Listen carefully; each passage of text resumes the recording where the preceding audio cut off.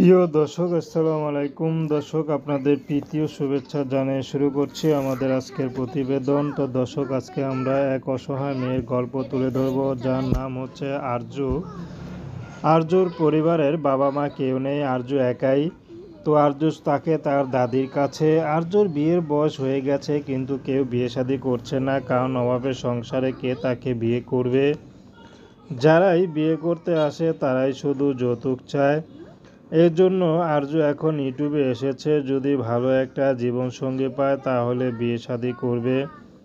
আরজুর ব্যক্তিগত কোনো পছন্দ নেই, আরজুকে যে আপন করে নিতে পারবে আরজু তাকেই বিয়ে শাদী করবে।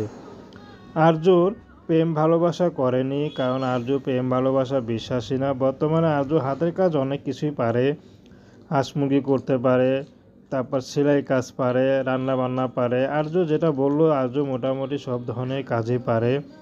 কিন্তু আরজুর বিয়ে হচ্ছে না, কারণ আরজুর নিজস্ব কোনো টাকা পয়সা নেই, বা আরজুর দাদি অসুস্থ, দাদিরও কোনো সামর্থ্য নেই যে তাকে টাকা পয়সা দিয়ে বিয়ে শাদী দিবে।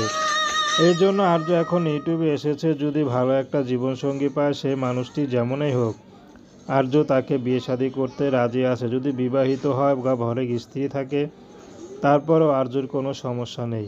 তো প্রেম ভালোবাসা, সাহায্য সহযোগিতা, বিয়ে শাদী করা একান্ত আপনাদের ব্যক্তিগত ব্যাপার।